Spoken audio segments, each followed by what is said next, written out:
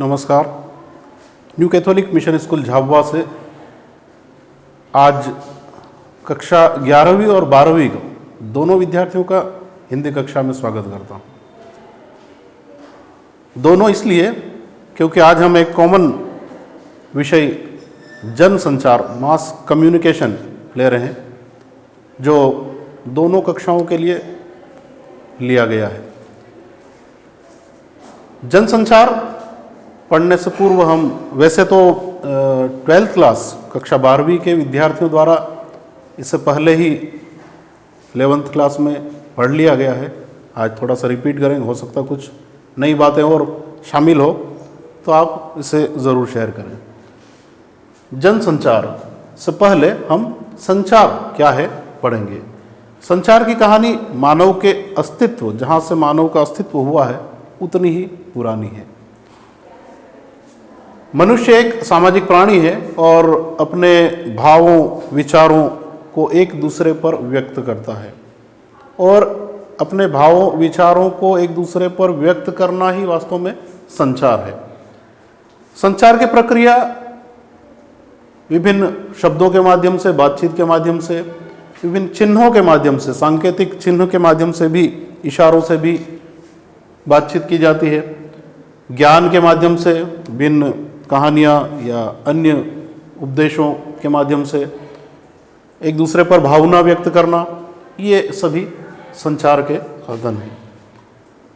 संचार की उत्पत्ति चर धातु से हुई है। चर का मतलब है विचरण करना, एक स्थान से दूसरे स्थान जाना। यहाँ दो व्यक्ति के विचार और भाव एक दूसरे पर प्रकट होते हैं, और यही संचार है। संचार का अगर हम देखें तो समाचार पत्र, film, telephone, radio, Doordarshan, internet आदि ये संचार के माध्यम है। इसी माध्यम से हम एक दूसरे पर अपने भावों विचारों को, अपनी बातचीत को ये प्रकट करते हैं, समझते हैं और समझाते हैं। संचार के विभिन्न तत्व हैं। स्रोत या संचारक, संदेश का कुटीकरण, एनकोडिंग और फिर डिकोडिंग, संदेश, माध्यम, प्रापक, फीडबैक और शोर, ये संचार के विभिन्न तत्व हैं। स्रोत या संचारक एक उद्देश्य के साथ किसी विचार या संदेश या भावना को पहुंचाना स्रोत या संचारक का कार्य। स्रोत से मतलब है उत्पत्ति, जहाँ से हम शुरुआत करते हैं, संचार की प्रक्रिया की शुरुआत। कुटीकरण या एनकोडिंग, संदेश का कुटीकरण। भाषा एक प्रकार का कूट या चिन्ह या कोड है। संदेश प्राप्त करने वाले के लिए यह आवश्यक है कि वह उस कोड को, वो कोड मालूम होना चाहिए। उसी कोड के आधार पर ही किसी भी संदेश को ग्रहण किया जा सकता है। तो हम कह सकते हैं कुटीकरण या एनकोडिंग वास्तव में संचार प्राप्त करना। और डिकोडिंग इसके बाद ही जस्ट लेना था। डिकोडिंग का मतलब है संदेश प्राप्त करता, जो संदेश ग्रहण करता है उस संदेश को समझना, उसको डिकोडिंग कहेंगे। संदेश जितना स्पष्ट होगा उतना ही प्रापक उसको सही ढंग से समझ पाएगा। संचार के विभिन्न माध्यम हैं, जैसे कि अभी जस्ट हमने पढ़ा। विभिन्न व्यक्तियों के रेडियो, टेलीफोन, टेलीविज़न, इंटरनेट, ये सभी माध्यम है संचार के। फीडबैक संदेश प्राप्त होने के बाद जो प्रतिक्रिया होती है उसे फीडबैक कहेंगे। संचार में जनरली हम एक टीचर मान लो पढ़ाते हैं कक्षा में, और कुछ बताने के बाद बच्चों की जो प्रक्रिया, विद्यार्थियों की जो प्रक्रिया है तुरंत होती है, उसे ही फीडबैक या प्रतिपुष्टि भी कहते हैं, प्रतिक्रिया भी कहते हैं या फीडबैक कहते हैं। संचार में जनरली प्रत्यक्ष रहेगा तो फीडबैक तुरंत मिलता है, लेकिन जनसंचार के अंतर्गत किसी माध्यम से, टेलीविज़न या अन्य साधनों के माध्यम से, रेडियो वगैरह, इसमें फीडबैक तुरंत नहीं मिलता है, उसमें समय लगता है। वो हम बाद में और भी जनसंचार के अंतर्गत हम पढ़ेंगे। शोर या विघ्न या बाधा, संचार साधन में जो बाधा आती है, जैसे मान लो कोई दूरदर्शन पर कोई धारावाहिक या फिल्म देख रहे हैं और उस समय लाइट चले जाना या घिसी-पिटी प्रिंट होना, ये संदेश में प्राप्त करने में बाधा उत्पन्न होती है और इसी बाधा को शोर कहेंगे। संचार के विभिन्न प्रकार, सांकेतिक संचार, संकेत के माध्यम से, इशारों के माध्यम से देखते हैं कि जैसे ट्रैफिक के नियम वगैरह वो रहते हैं संकेतों के आधार पर। मौखिक संचार, आपस में दो व्यक्तियों की बातचीत या बोलना। तीसरा अंतःवैयक्तिक से मतलब है एक व्यक्ति स्वयं अपने आप से बातें करता है, अपने आप, जैसे पूजा पाठ करना, कोई प्रार्थना करना, वो मन ही मन करता है, किसी बात को सोचना, तो ये अंतःवैयक्तिक के अंतर्गत आता है। अंतर्वैयक्तिक का मतलब है दो या दो से अधिक व्यक्ति आपस में बात करते हैं, उसको अंतर्वैयक्तिक। तो अंतर्वैयक्तिक स्वयं के द्वारा संचार होना और अंतर्वैयक्तिक दो व्यक्तियों या दो से अधिक। समूह संचार, एक समूह के माध्यम से, सभा के माध्यम से जो विभिन्न, जैसे मान लो भाषण, नेताओं के भाषण, ये एक समूह के माध्यम से होता है। छठवां जनसंचार, वास्तव में हम जनसंचार इसी को हम पढ़ेंगे। एजी के अनुसार जनसंचार विचारों एवं सूचनाओं के आदान प्रदान का माध्यम है। ये संक्षिप्त परिभाषा, कभी कभी परिभाषाएं पूछी जाती है तो ऐसी एक दो परिभाषाएं और भी आप लोग नेट से उसे और ज़्यादा विस्तार से आपको बहुत सारे मिल जाएगी, सो आप लोग पढ़ेंगे। जनसंचार का अर्थ, जनसंचार का सामान्य अर्थ सूचनाओं का आदान प्रदान है, लेकिन जनसंचार किसी यांत्रिक माध्यम से जब कोई सूचना या संचार होता है वो जनसंचार कहलाता है, किसी यांत्रिक माध्यम के द्वारा। जनसंचार के विभिन्न समूह, जनता, भीड़, शोरगुल, श्रोता समूह, लघु समूह, ये सभी संचार के विभिन्न समूह हैं। जनसंचार की प्रकृति, जनसंचार की प्रकृति, पहला माध्यम, वैसे संचार में हम पढ़ चुके, रिपीट होगा थोड़ा सा, जनसंचार का भी वही रहेगा, लेकिन संचार और जनसंचार थोड़ा सा अंतर है। संचार सामान्य बातचीत, वार्तालाप या ये हो सकता है, लेकिन जनसंचार किसी यांत्रिक माध्यम से संचार करना। यह माध्यम है समाचार पत्र, रेडियो, टेलीविज़न, किताबें, सभा, बातचीत, बुलेटिन, फिल्म, ये सभी जनसंचार के माध्यम हैं। दूसरा है प्रापक। प्रापक यानी प्राप्त करना। संचारक का संदेश जिसे प्राप्त होता है उसे प्रापक कहते हैं। प्रापक या श्रोतागण, दर्शक भी हो सकता है। फीडबैक हमने पहले अभी पढ़ा जस्ट, फीडबैक प्रतिक्रिया या प्रतिपुष्टि। जब संदेश मिलता है तो उसकी प्रतिक्रिया जो होती है उसे फीडबैक कहेंगे। जनसंचार के विभिन्न घटक। जनसंचार के विभिन्न घटक में पहला संचारक या प्रेषक। जनसंचार में एक समय में एक से अधिक संचारक कार्य करते हैं। केवल दो बातचीत हो रही है वो भी हो सकता है, लेकिन जनरली माध्यम के अनुसार, जैसे समाचार पत्र का यहाँ उदाहरण दिया है, समाचार पत्र में संपादक, सह संपादक, रिपोर्टर, फोटोग्राफर, प्रिंटर, ये सब पूरे एक लॉबी रहती है, डेस्क जिसको बोलते हैं, और ये सब मिलजुल कर समाचार पत्र का निर्माण करते हैं। हमारे पास जो सूचनाएं समाचार पत्र के माध्यम से जो आती है वो इन सब का एक मिलकर पूरा कार्य किया जाता है। इसीलिए ये संचारक एक से अधिक होते हैं। संदेश, जनसंचार में संदेश मिश्रित जनसमूह के लिए होता है। संदेश हमने संचार के लिए पढ़ा, जनसंचार के लिए, मिश्रित जनसमूह के लिए होता है। संदेश का प्रायः दो रूप हैं, सकारात्मक और नकारात्मक।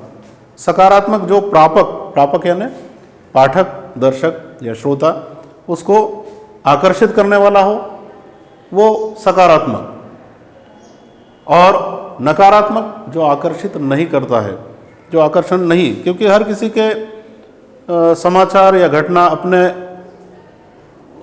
क्षेत्रों से जुड़ी हुई रहती है। जैसे शिक्षा के क्षेत्र में है, विद्यार्थियों के लिए शिक्षा की बातें, या अन्य क्षेत्रों में अन्य किसान अपने खेतों संबंधित, बीज संबंधित या कृषि संबंधित बातें, उनकी ओर आकर्षित होगा। तो इस प्रकार सब प्रापक अपने हिसाब से आकर्षित करते हैं, और इसलिए सकारात्मक भी और नकारात्मक दोनों हैं। प्रापक प्राप्त करने वाला, पाठक, दृष्टा या श्रोता। संचार के माध्यम पुनः आया है ये, टेलीविज़न, रेडियो वगैरह। प्रतिपुष्टि, शोर, विघ्न, ये हम पढ़ चुके हैं, ये सेम रहेगा। जनसंचार के माध्यम, यहाँ से अधिकतर इसमें से भी बहुत बार प्रश्न पूछे जाते हैं। जनसंचार के दो माध्यम हैं, परंपरागत और आधुनिक माध्यम। परंपरागत माध्यम के अंतर्गत हम देखें कि लोकगीत, लोक नृत्य, पहले जो नाटक वगैरह, इसके अलावा किसी को संदेश भेजना कबूतर के माध्यम से या हरकारे के माध्यम से, ये सब परंपरागत माध्यम के अंतर्गत आते हैं। लेकिन आज जो वर्चस्व जिसका है वो आधुनिक माध्यम। आधुनिक माध्यम में दो तीन प्रकार, प्रिंटर या मुद्रण, इलेक्ट्रॉनिक माध्यम। प्रिंटर और मुद्रण, प्रिंट या मुद्रण माध्यम, छापाखाना में जो समाचार पत्र जहाँ छपाई होती है, समाचार पत्र, पत्रिकाएं, ये छपकर उसके बाद हमारे पास पढ़ने के लिए आती है। यहाँ पर हम शिक्षित लोगों के लिए बहुत ज़्यादा इसका आविष्कार के कारण शिक्षित समुदाय के लिए ये एक वरदान के रूप में साबित हुआ है। मुद्रण का आविष्कार 1450 में जर्मनी के जोहान्स गुटेनबर्ग में हुआ था। 1450। हम देखें समाचार पत्रों का प्रकाशन भारत में 18वीं सदी के अंत में 1870 में शुरुआत हुई। तो संचार के माध्यम से अगर हम देखें, यहाँ प्रिंट माध्यम भी देखें या इलेक्ट्रॉनिक माध्यम के अंतर्गत बात अभी पढ़ेंगे हम, जस्ट कितना हम पिछड़े हैं। एक संचार के कारण किसी भी देश की उन्नति कितनी हो सकती है हम समझ सकते हैं। इसीलिए शायद हम थोड़े पिछड़ने कारण हमारा देश विकासशील देशों में आता है, विकसित देशों की श्रेणी में नहीं आ रहा है। और इसका सबसे बड़ा कारण संचार माध्यम निश्चित रूप से है।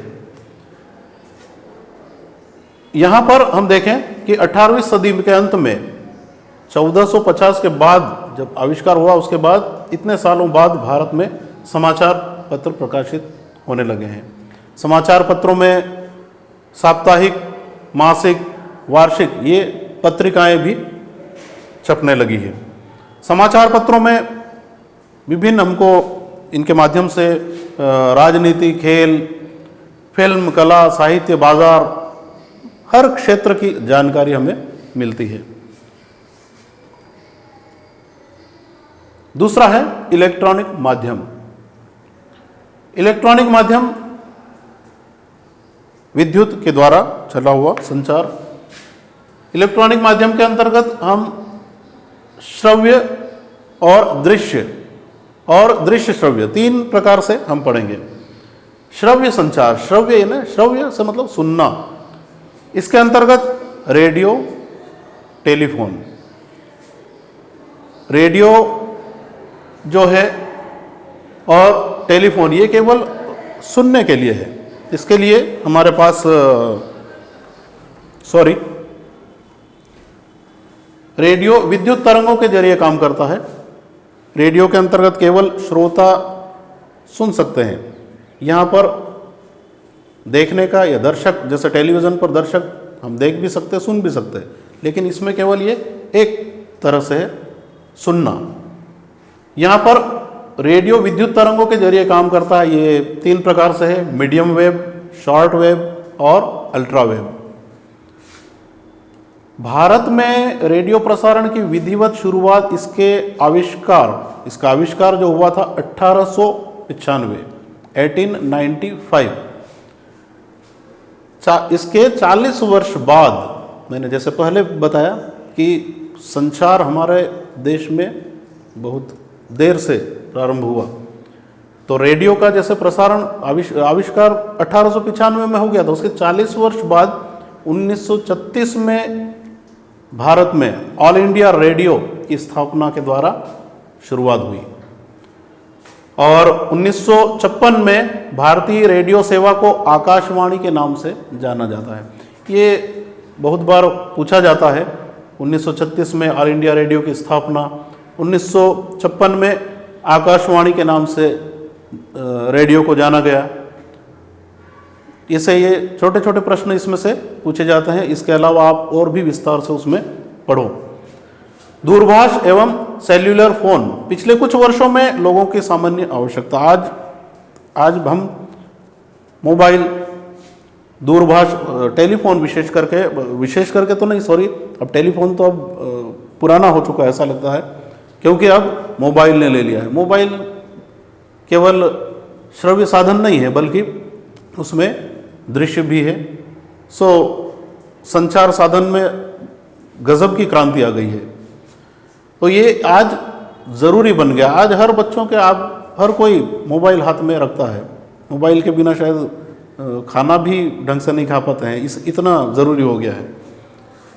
दूसरा हम देखेंगे दृश्य संचार माध्यम।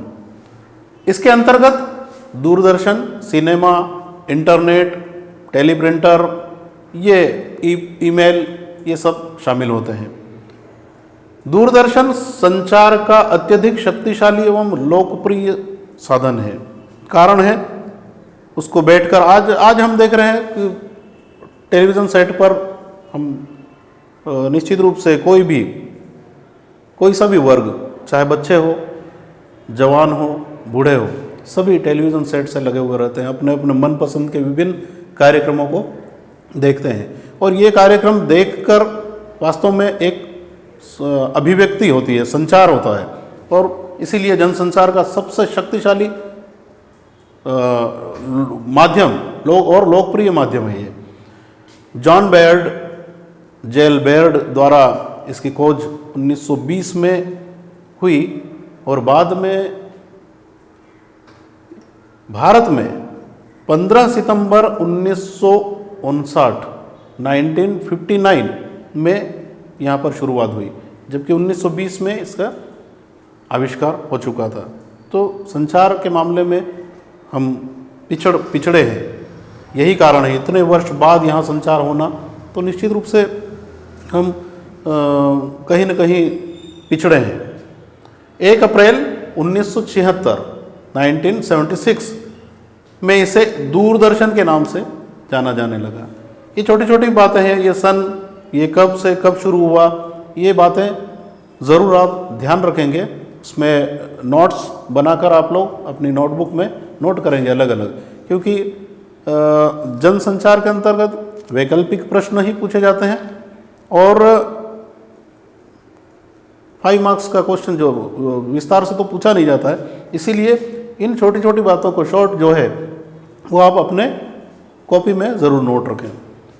आगे बढ़ेंगे हम। वर्ष 1982 में रंगीन टेलीविज़न देश भर में लोकप्रिय हुआ।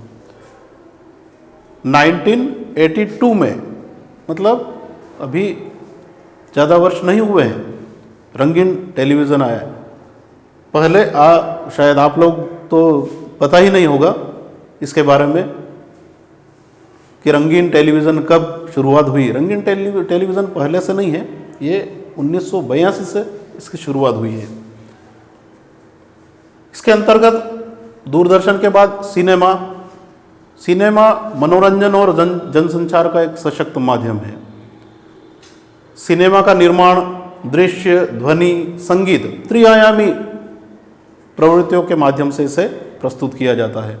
तो इसके बाद बहुत महत्वपूर्ण, आज की तारीख में सबसे ज़्यादा अगर महत्व है तो इंटरनेट अत्यंत विस्तृत फलक वाला, तेज गति वाला जनसंचार है। इसका संवहन मुख्यतः कंप्यूटर के माध्यम से होता है। इंटरनेट कहते भी हैं एक जाला है, काल्पनिक जाला है। जिस प्रकार मकड़ी का जाला रहता है, एक तंतु से दूसरे तंतु जुड़े हुए रहते हैं, इस प्रकार इंटरनेट भी विभिन्न कंप्यूटरों से जुड़ा हुआ रहता है। तो इसीलिए इसको इंटरनेट को एक काल्पनिक जाल कहा है। ये एक बहुआयामी इलेक्ट्रॉनिक माध्यम है। बहुआयामी, बहुत सारे, हर क्षेत्र में, राजनीति, सामाजिक दृष्टिकोण देख लो, आर्थिक देखो, फिल्मी दुनिया को देखो, कृषि संबंधित, स्वास्थ्य संबंधित, शिक्षा संबंधित, बहुआयामी हर चीज़ आपको इंटरनेट के माध्यम से मिल सकती है। खैर, ये पढ़ने से ज़्यादा आप लोग प्रैक्टिकल ही, आपको ज़्यादा नॉलेज है इसके बारे में। दूसरा हम पत्रकारिता पढ़ेंगे। जनसंचार का ये भी माध्यम है। पत्रकारिता के विभिन्न आयाम। पहले, पत्रकारिता क्या है अगर हम देखें तो इसको राजनीतिक क्षेत्र में चौथा स्तंभ माना गया है। विधायिका, कार्यपालिका, न्यायपालिका, ये किसी भी लोकतांत्रिक देश के स्तंभ कहलाते हैं। मुख्य रूप से 3 स्तंभ कहलाते हैं, विधायिका, कार्यपालिका और न्यायपालिका। लेकिन इन पर नज़र रखना पत्रकारिता का कार्य है और इसीलिए इसे आज चौथे स्तंभ के रूप में देखा जाता है। वर्तमान समय में हम देखते हैं पत्रकारिता का क्षेत्र बहुत ही व्यापक है। पाठकों अथवा दर्शकों को मनोरंजन, स्वास्थ्य, फिल्म, सौंदर्य, फैशन, विज्ञान, खेलकूद, कला, संस्कृति आदि के विषय में लगभग सभी क्षेत्रों की जानकारी देता है। पत्रकारिता के माध्यम से हमें ये जानकारियाँ मिलती हैं। पत्रकारिता क्या है? तो देश दुनिया में घटने वाली घटनाओं को पत्रकार समाचार के माध्यम से परिवर्तित कर उसे हम तक पहुंचाता है और समाचारों को, कोई भी घटना को समाचार के रूप में ढालकर प्रस्तुत करने की प्रक्रिया ही वास्तव में पत्रकारिता है। पत्रकारिता के विविध आयाम। पत्रकारीय लेखन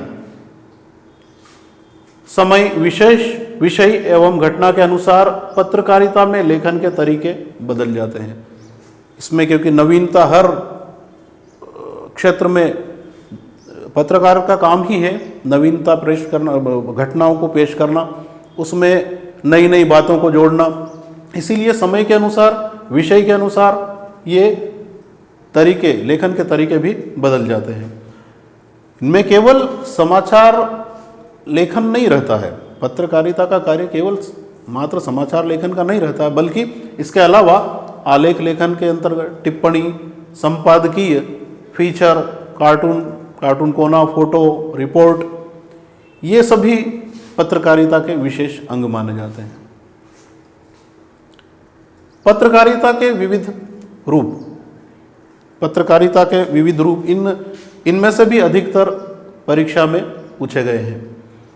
खोजपरक पत्रकारिता, विशेषीकृत पत्रकारिता, वॉचडॉग पत्रकारिता, वैकल्पिक पत्रकारिता, ये पत्रकारिता के प्रकार हैं। खोजपरक पत्रकारिता सार्वजनिक महत्व के भ्रष्टाचार और अनियमितता को उजागर करती है। ये पत्रकारिता, खोजपरक पत्रकारिता। आज के समय में इसे स्टिंग ऑपरेशन के रूप में जाना जाता है, जिसमें कैमरा छुपाकर जांच पड़ताल की जाती है। दूसरा, विशेषीकृत पत्रकारिता, किसी विशेष क्षेत्र की जानकारी ये पत्रकारिता देती है, विशेषीकृत पत्रकारिता। इसके अंतर्गत संसदीय, न्यायालय, आर्थिक, खेल संबंधी, अपराध, फिल्म, ये पत्रकारिता शामिल होती है विशेषीकृत पत्रकारिता के अंतर्गत। वॉचडॉग पत्रकारिता, सरकारी कामकाजों पर निगाह रखने वाली पत्रकारिता को वॉचडॉग पत्रकारिता कहते हैं। इनमें सरकारी कामकाजों जो गड़बड़ियाँ होती है उसका पर्दाफाश करना, ये वॉचडॉग पत्रकारिता के अंतर्गत आता है। एडवोकेसी पत्रकारिता, किसी खास विचारधारा, मत या घटना पर जनमत बनाने के लिए, जनमत एक संगठन बनाने के लिए विशेष अभियान जब चलाते हैं उसे एडवोकेसी पत्रकारिता कहते हैं। जैसे निर्भया कांड, उसमें एकजुट होकर सड़कों पर विरोध प्रकट किया, ये जनमत तैयार हुआ, तो ऐसी पत्रकारिता एडवोकेसी पत्रकारिता के अंतर्गत आती है। वैकल्पिक पत्रकारिता, विकल्प के आधार पर कुछ मीडिया स्थापित व्यवस्था के विकल्प के रूप में अपना कार्य करते हैं, उसे वैकल्पिक पत्रकारिता कहा गया है।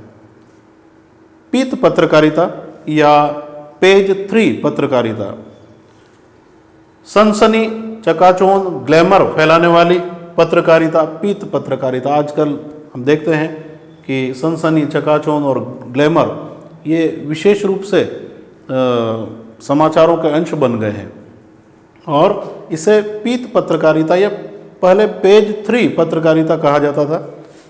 उसका कारण है क्योंकि समाचार पत्र में तीसरे नंबर, पेज नंबर 3 पर ये चकाचौंध, फिल्मी, गपशप या सनसनी फैलाने वाली ऐसी खबरें विशेष करके छापी जाती थी, इसीलिए इसको पेज 3 भी कहा है। लेकिन आजकल ऐसा नहीं है कि केवल पेज 3 पर ही ये खबरें छपे। पत्रकारिता के माध्यम से हमने ये बात देखी। इसके आगे देखते हैं हम संपादकीय लेखन। समाचार पत्र या पत्रिका के संपादक के विचार जो समाचार में प्रस्तुत होते हैं उसे संपादकीय कहते हैं। संपादकीय के अंतर्गत किसी घटना पर कोई अगर घटना घटी है, कोई समाचार, उसके ऊपर अपनी प्रतिक्रिया, अपने विचार प्रकट करते हैं, तो ये संपादकीय कहलाता है। संपादकीय के अंतर्गत किसी घटना पर प्रतिक्रिया, किसी विषय या प्रवृत्ति पर उसके विचार, किसी आंदोलन या विचारधारा के प्रति प्रेरणा, किसी जटिल स्थिति का विश्लेषण या सुझाव, ये सब संपादकीय लेखन के अंतर्गत आते हैं। संपादकीय में निम्न गुणों का समावेश होता है। पहला, लेख की शैली प्रभावशील व सजीव होनी चाहिए। अगर प्रभावशील नहीं है तो उसे नज़रअंदाज कर पढ़ा नहीं जाएगा, सजीव होनी चाहिए उसमें। लेखन में हास्य व्यंग्य पुट होना चाहिए ताकि लेख पढ़ने वाला पाठक उस ओर आकर्षित हो, इसीलिए उनकी शैली जो है वो हास्य व्यंग्यपूर्ण होनी चाहिए। संपादक की दृष्टि एवं विचार बिल्कुल स्पष्ट होने चाहिए। जो समाचार, जो प्रतिक्रिया वो दे रहे हैं उसमें निर्भीकता और दृढ़ निश्चय वाली बात भी होनी चाहिए, दृढ़ भी होना चाहिए। ये संपादकीय के कुछ गुण हैं। समाचार लेखन,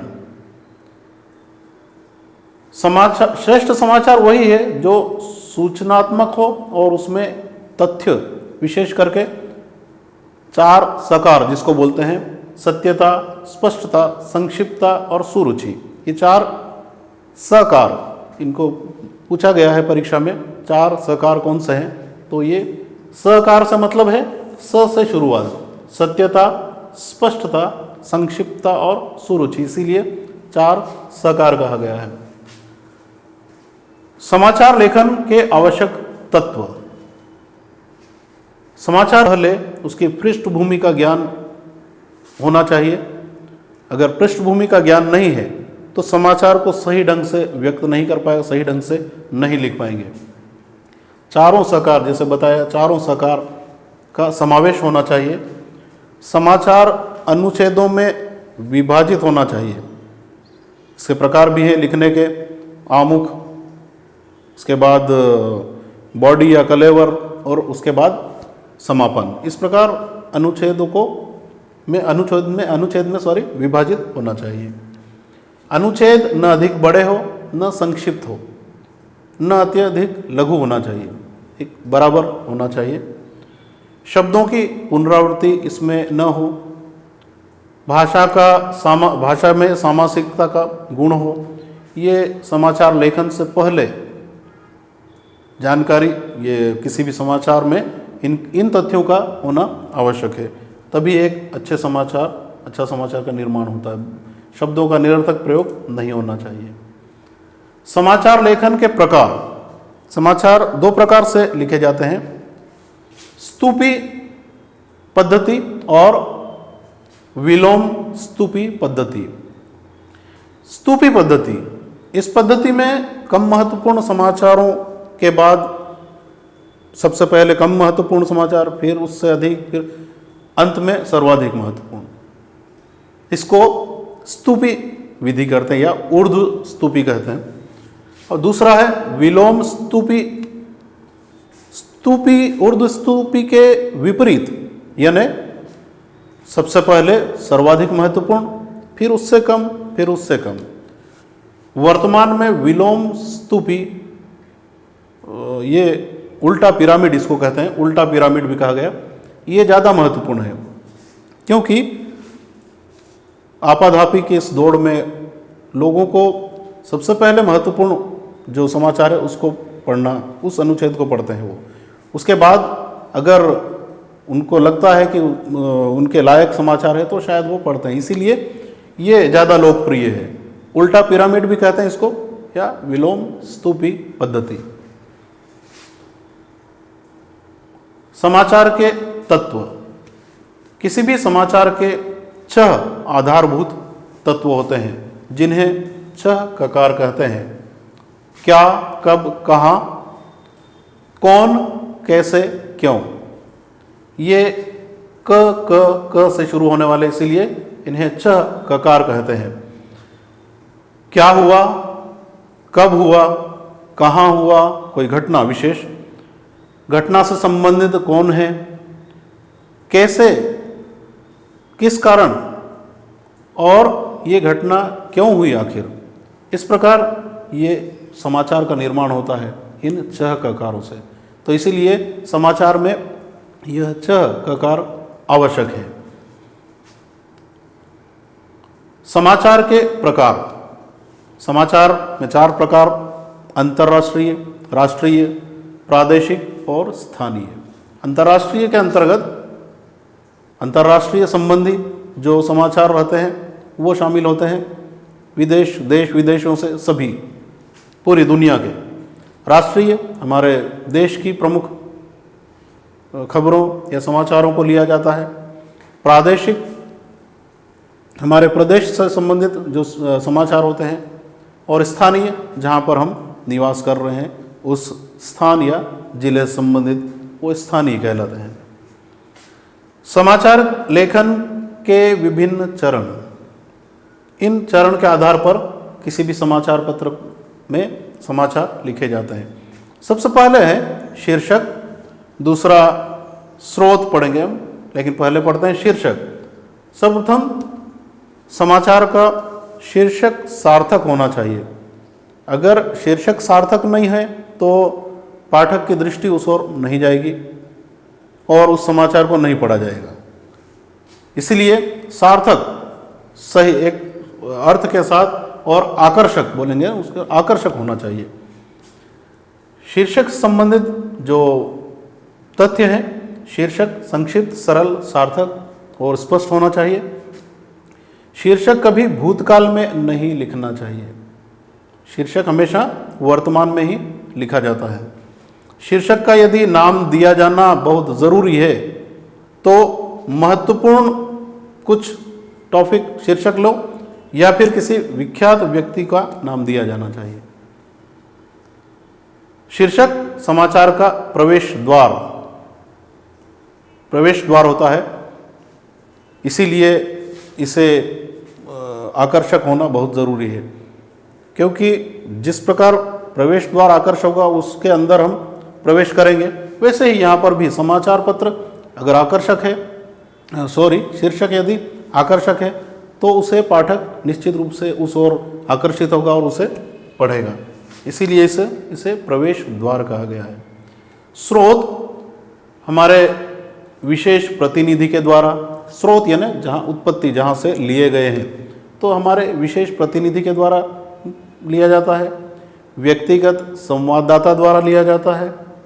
समाचार प्रदत्त एजेंसियां जो रहती है उससे, और समाचार ब्यूरो, ये 4 प्रकार के स्रोत होते हैं। तीसरा है आमुख। आमुख समाचार का पहला अनुच्छेद होता है। ये कम से कम 35 विशेष करके अगर कहा है 35 शब्दों का आकर्षक बनता, 35 से 40, 35 शब्दों का विशेष करके कहा गया है। आमुख जो किसी भी समाचार का शीर्षक के बाद पहला जो अनुच्छेद है उसे हम आमुख कहते हैं। आमुख या इंट्रो भी कहते हैं, लीड भी कहा गया है।